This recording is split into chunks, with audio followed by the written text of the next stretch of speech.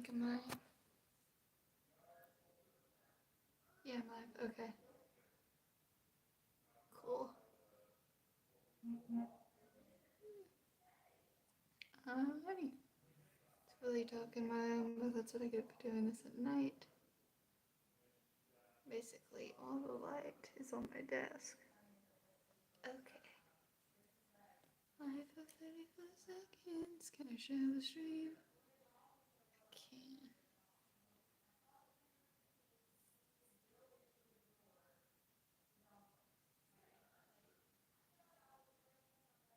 Let me share the stream. Okay.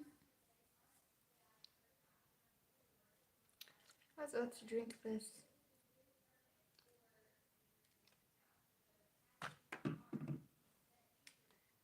Let me drink this instead.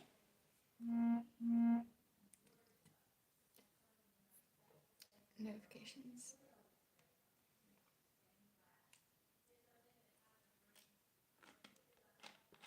Okay.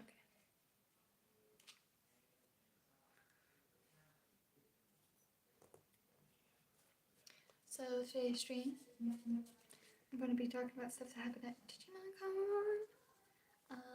There I was charity stream and like stuff that I was to do with season 2 and I guess the rest of else. And then the IceQueendom. And I got all my little notes here. How about I finish doing all my little, get all my little notes and all that. Okay, get the owl house on top. That's gonna be the second part. I got the RWBY in the middle. That's gonna be what. Let's see.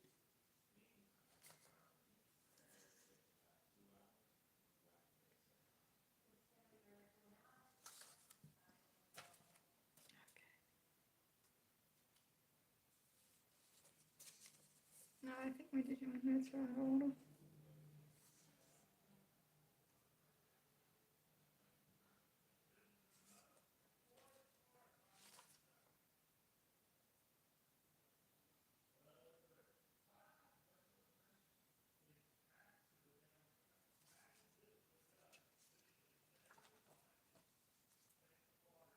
Should have done this before stream.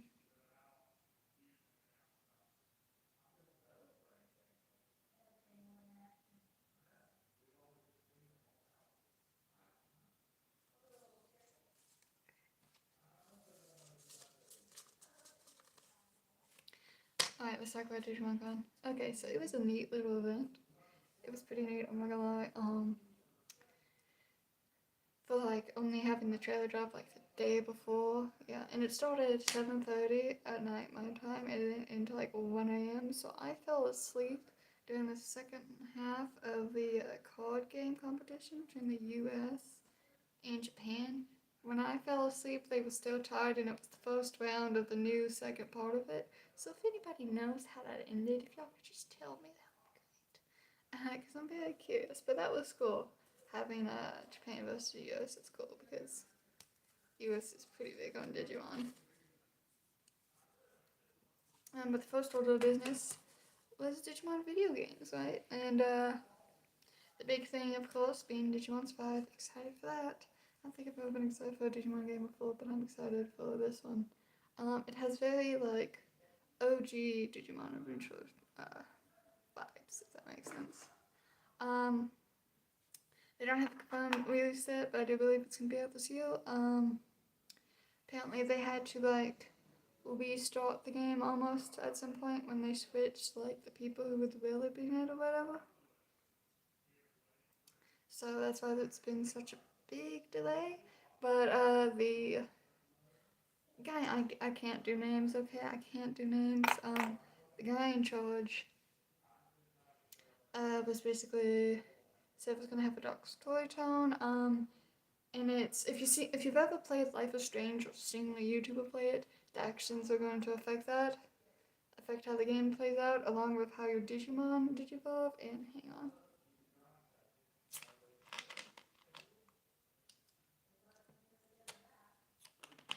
I've been recording all day, my foot hurts.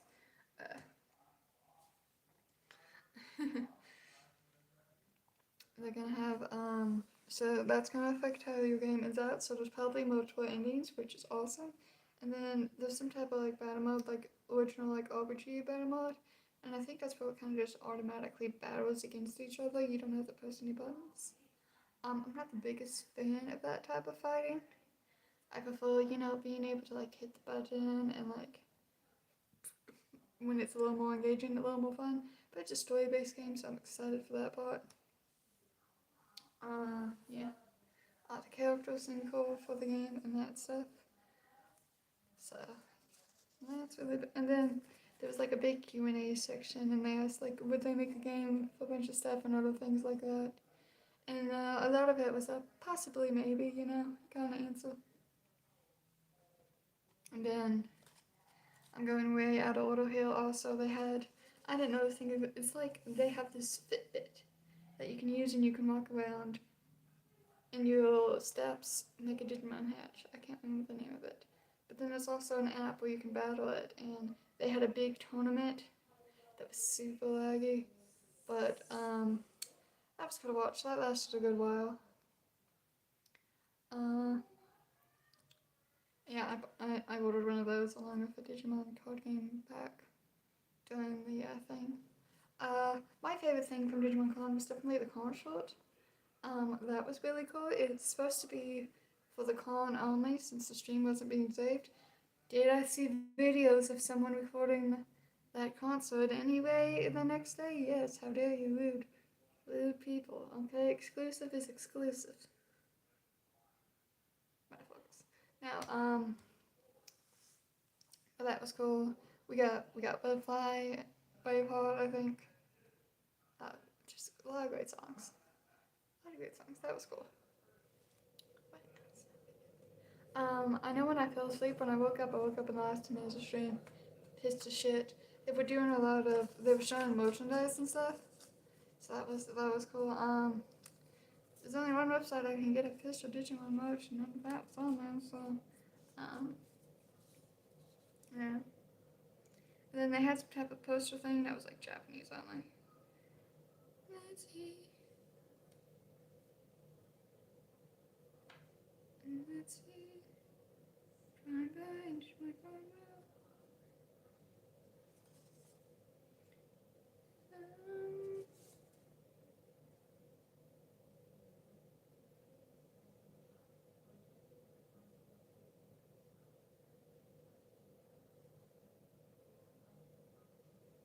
Oh, there's gonna be like a free mode for survival, as long as the story mode. I'm reviewing my notes.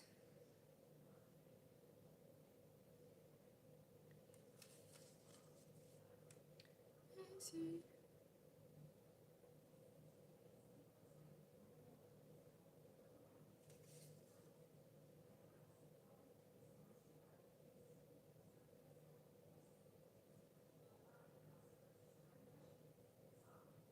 It was also. My mind's going back to Digimon 5. They were talking about like the lore, like why they're able to meet Digimon, and Digimon were ancient spirits that like kind of latched on to technology, and that's how they materialized. Was basically the gist of it, and that was super cool. That was super cool enough, yeah. But overall, it was a very neat thing. My only complaint is, I know it started like pretty, like maybe 9:30 in the morning for Japan, but like 7:30 at night all time. And considering how long it was, it ended at like 1 a.m. And I fell asleep and I was pissed. Because I was excited for it, but like, also maybe drop the trailer a week instead of a day before. That would be the only thing I would really recommend for Digimon Con to do. Yeah. Let's see. The Owl House. There's still no one here, it's just me. It's fine. Maybe someone will show up. This way they got maybe 20 minutes. The Owl House just charity stream. I watched a lot of it. I was there live. I don't have Twitch. Well, I do, but I can't log into my Twitch account. that's beside the point. Yeah. So how's Cherishi? We're gonna talk about like how the stuff on the Cherishi kind of goes into the show. That's what we're doing. I need another shit of Dr. Pepper. Dr. Pepper.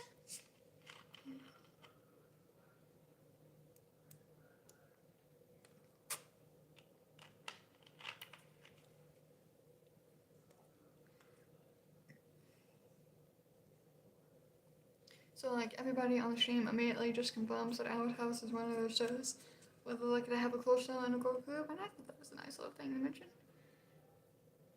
Because that would be a good thing to love what we're making, love who you're making it with, you know? That's probably a really good thing to have. So the first thing we got was the hat-face reveal. It's a collector person who was hunting the owl beast and kind of turned it into a curse, apparently.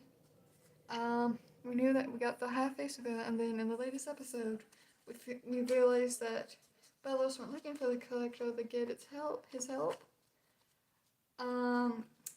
Is he helping Bellows or not? That's not quite been confirmed, but we know he asked for help, and it's probably. The collector is probably a villain based on everything we've seen. I would be shocked. Look, the Titan socks would be knocked off if the collector turned out to not be a villain. I'm just saying. Yeah. And then, next thing was, the setup, but that took a while to load, so doing that, we got King with no skull, which was horrifying.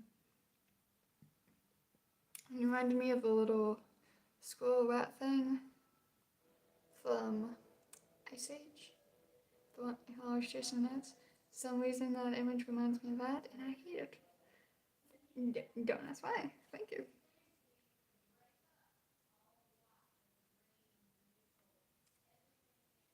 Okay, so so apparently, the Clothing House is in the toes. Thanks, toes. Frostbite Festival is happening. I don't know if we'll be able to see that or anything. That'd be cool. She got a new job. Happy on that she has control of the coast. He does control of the coast. She's learning family recipes.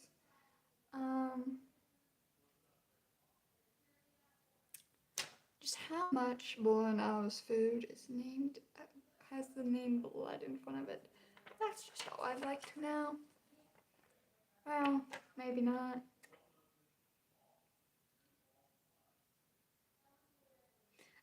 In the letter it's mentioned that the Father Corpse Palisman, which comes into play in that episode that released yesterday, and we see that he can't since Ida attacked him. But we know that there's that Palisman wood the Luz took off, and right now it's set up for Ida to do it. But like, wouldn't it be cool if like season 3 or whatever, maybe the end of season 2, Luz needs to kill the Palisman in order to go into battle to save Ida and King and Amity and everybody else, and she needs Palisman to do it, and so she ends up copying it with Ida's dad or the Bat Queen. Also, my theory is a phoenix. If we're keeping on both of them in light, a phoenix for Luz. That's my guess. I just throw that out there. But I just think that would be cool.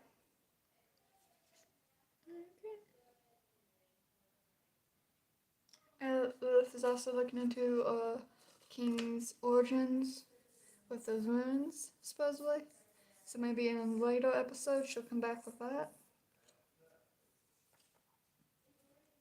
Helps of figuring that out. And we also know King's dad.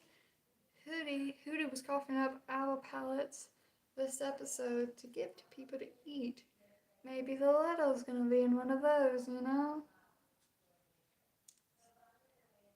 That episode in particular, like after episode, I was like, yeah, Hootie, you did it! You did a good job, and then he ate the little. I was just like, you shit. Shit. I think everybody's reaction was that though.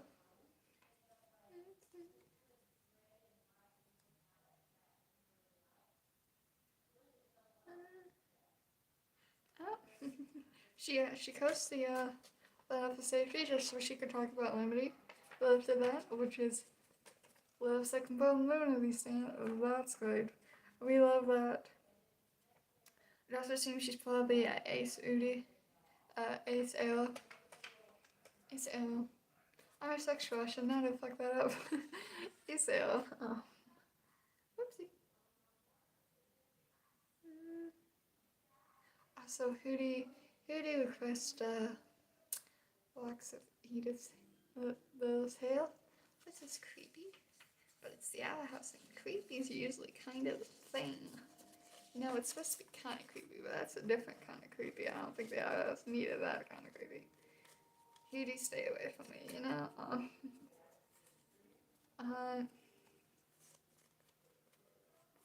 Yeah.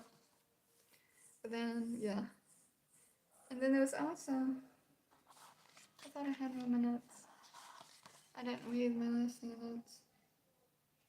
Let's see. She also released like the encoded pictures, other pictures on Twitter. Danny Terrorist and Lashley. But the other big thing that's like war related is Hunter's. No, there's two things. 1 minute.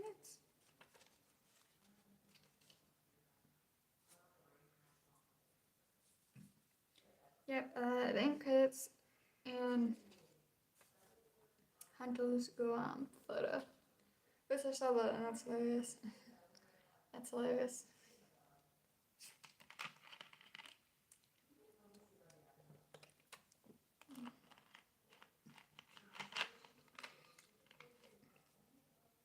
So this is diary entry. Basically gives us her mindset in the first two episodes that we've seen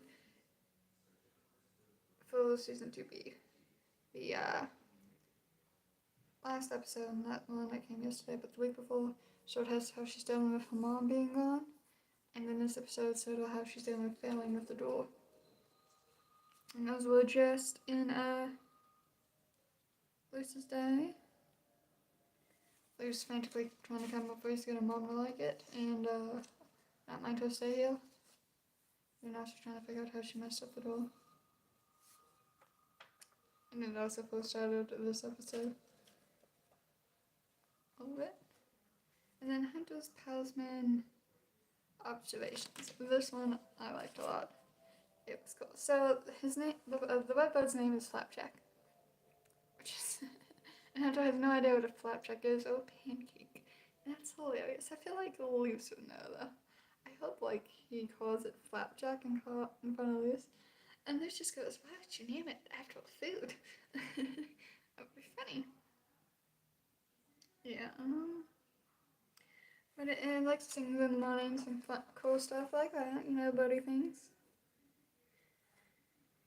And he's been leaving out these type of like he's been leaving out these type of seeds for them, but then he leaves out this like food that they hate because he's trying to see, he's experimenting to see if the Passman becomes aggressive, and like there's a moment when you think it is being aggressive, and he starts to lose his mind because he doesn't think Bellis has been lying to him at all, only for the Passman to give him half and be like, sharing is caring. And so you can tell Hunter's like very confused, unsure what to do. His paranoia also signs through.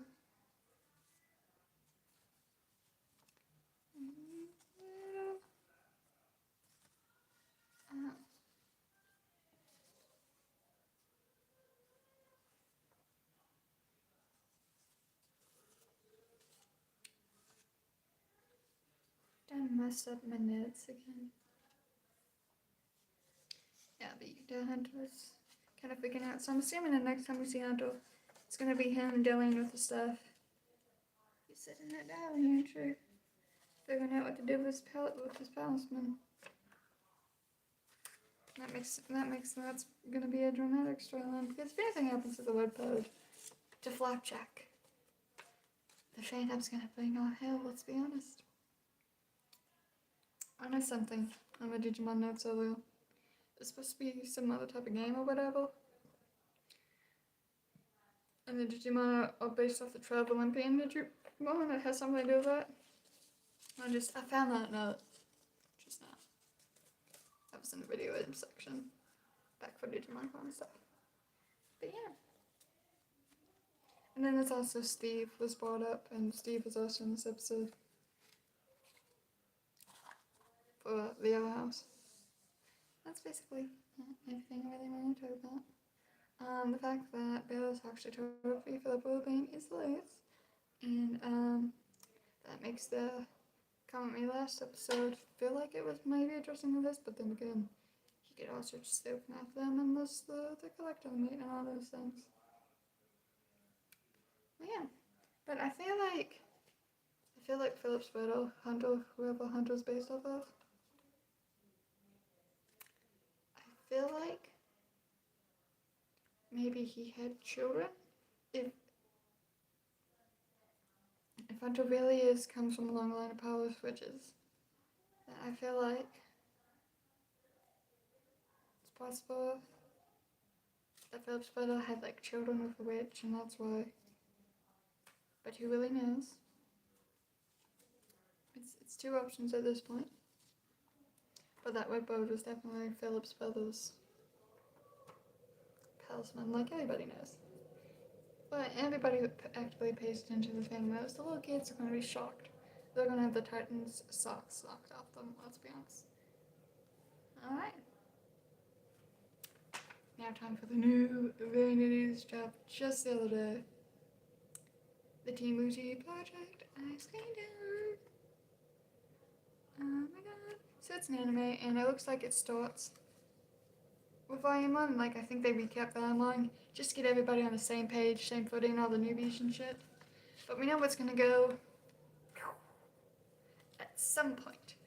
Alternate dimensions, slight side story. It's not a reboot. We know it's not a reboot because in the live stream, if you know who Punch the Image is, she was a reactor who became a part of RWBY, okay? In the live stream, in the chat, I didn't see it when she saw it. I saw someone go, hey, Punch, and I was like, oh, she's in RWBY, so I looked up to see what she said. And she said, not a reboot. Yep, not a reboot. That's all she said. So, it's not a reboot. That we know. Remake. It's probably we know Volume 1 at very least is going to be an anime, and there was a time skip between Volume 1 and Volume 2. So, my thought process is if this does go in the main canon, that has to be what happens. Where it happens. Yeah. But as far as the story goes, that's about all we know. We know it's gonna suffer less. We know what's coming out this year. We might get a few more scenes that happened in Volume 1 that maybe was in the manga, the official manga, but not in the back in the old show, because back in those days, RWBY didn't have budget for shit. Even still, RWBY doesn't have enough of a budget, enough time. RWBY has never had enough time, let's be honest, for its show. Never had enough time. Volume will, there's enough time for the show. Would be phenomenal. Okay, I would. I would be excited as hell. You would not hear me. Shut up. Okay,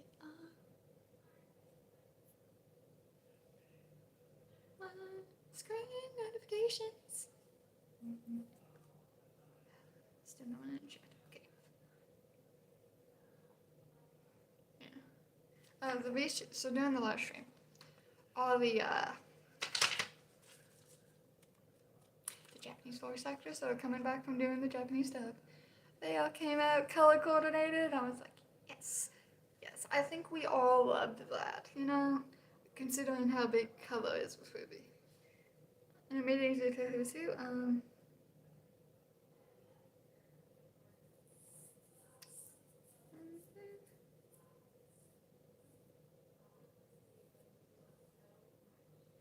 It's going to be released Japan, US, and worldwide there was a message from Eddie, Carrie, and Christy, and Kaylee just starts doing fabulous Japanese. The people have been remarked, he does good Japanese, like doing the, and we were like, oh hey Kaylee, let's do it.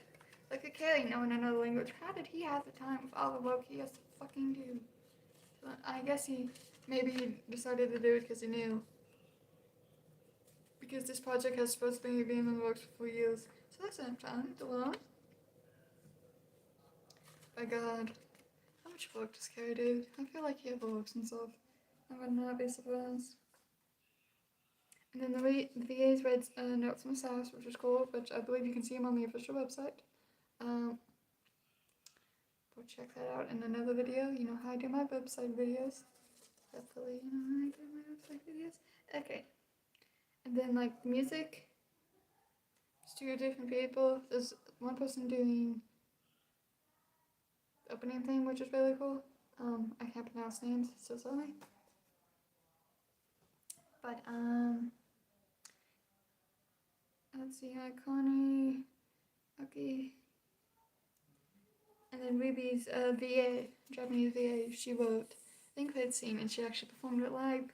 And I feel like, so like having seen that in Digimon Con and this RWBY thing, is that a normal thing that happens?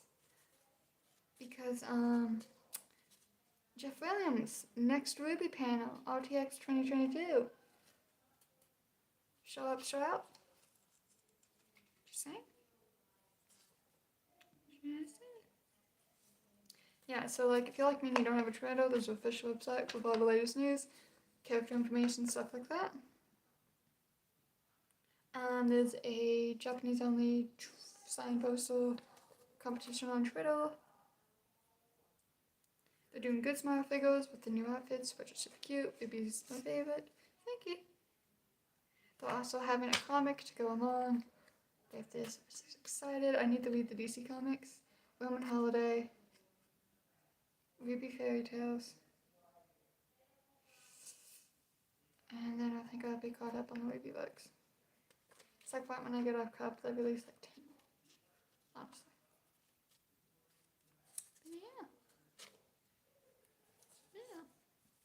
I'm excited for this. I don't want to make any like off-the-wall theories or predictions. Because like, it's never what I do with RWBY. And I find I tend to enjoy it more than people do. Because like, it's cool when you guys like shit like the Hound happening. But like when you disappoint it and you're like, oh my headcanon was so cool, I was so happy and I thought that's where I was going. Yeah, but like all minds are not Carrie, Monty, Miles, Addie, Christy. You know?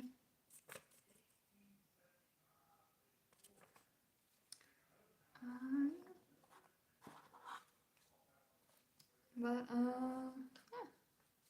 Guess that's gonna do it for the stream, or maybe we'll make it a whole 30 minutes. I don't know. There's never knew. So hoping there would be at least like one person in here so I could talk to, have a discussion. That's fine. I wanted to do this live. Should I do it all together? Because I wanted to make videos for each of these. But I was like, just do it all once. You know?